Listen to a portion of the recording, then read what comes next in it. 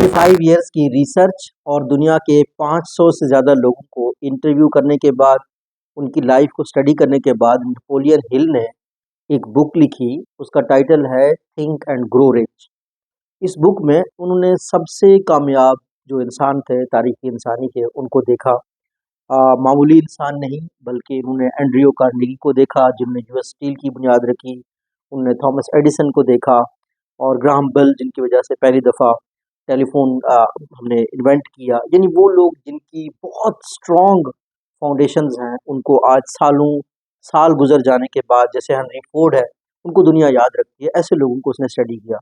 Objective एक था कि किसी तरीके से कामयाबी का फार्मूला देखा जाए, ऐसा क्या बनता है। उसके बाद उन्होंने ये बुक लिखी है।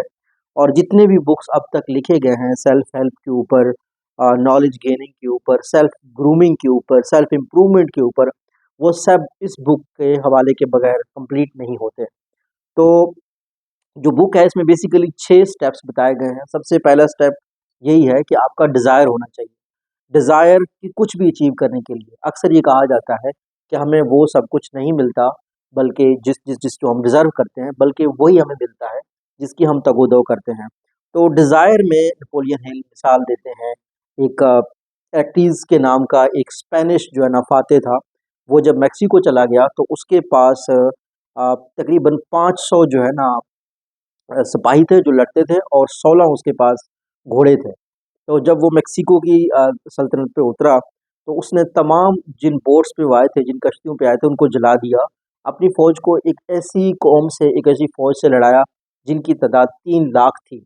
तो उनकी लड़ाई की वजह से बाद में वो जो एरिया फ़तह करते गए, लोग उनके साथ जुड़ते गए। लेकिन उन्हें साहिल पे ही जो है ना जहाज़ जला दिए ताकि लोग वापस ना जा सकें। तो ये एक मिसाल होती है। इससे जो है ना अक्सर इंग्लिश का एक वर्ड निकला है बर्निंग द ब्रिजेस, तो बर्निंग द बोट्स अक्सर कहा जाता है।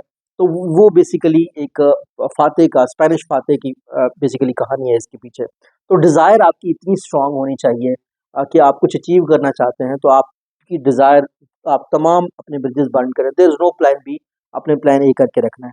सबसे पहले डिज़ायर की बात होती है। उसके बाद क्या करना है आपने, उस फील्ड में दूसरा जो इनके फार्मूले का पॉइंट है, आपने स्पेशल नॉलेज गेन करना है। B it a degree, B it a skill, वो आपने गेन करना है। थर्ड चीज़ क्या है, वो कहता है कि अपना सबकॉन्शियस को यूटिलाइज़ करो। सबकॉन्शियस का मतलब ये है कि आप इतना खुद को स्पेशलाइज़ करो कि आपका जो, जैसे हम गाड़ी चला रहे होते हैं, सो जैसे हम फर्स्ट टाइम सीखते हैं तो हम लोगों को पता होता है हम गियर चेंज कर रहे हैं या कहाँ से जो है ना ब्रेक लगा रहे हैं। बट जब कुछ अरसे बाद आप कुछ और सोच रहे होते हैं, आप कोई और काम कर रहे होते हैं, ज़हन में कुछ और चल रहा होता है, तो आपका जो सबकॉन्शियस है वो ड्राइव कर रहा होता है गाड़ी को। तो इस तरीके से जो ही आपका सबकॉन्शियस अचीव हो जाए, फिर आपने इमेजिन करना है खुद को एक सर्टेन पॉइंट के ऊपर। और हम एक और बुक भी कवर करेंगे जिसके मुताबिक इंसान के पास, हम इंसानों के पास 2 ऐसी स्किल्स हैं जो दुनिया की किसी मखलूक के पास नहीं है। उनमें से एक इमेजिनेशन है, हम इमेजिन कर सकते हैं खुद को कामयाब होते हुए। और फिर आखिरी पॉइंट है ऑर्गेनाइज्ड प्लानिंग। आपने एक ऑर्गेनाइज्ड प्लानिंग करना है अपनी इमेजिनेशन को, अपनी स्किल्स को यूज़ करते हुए डिज़ायर के लिए, तो आप कामयाब हो सकते हैं। बिल्कुल हेनरी फोर्ड की तरह, बिल्कुल एंड्रयू कार्नेगी की तरह, बिल्कुल ग्राहम बेल की तरह या थॉमस एडिसन की तरह। Thank you.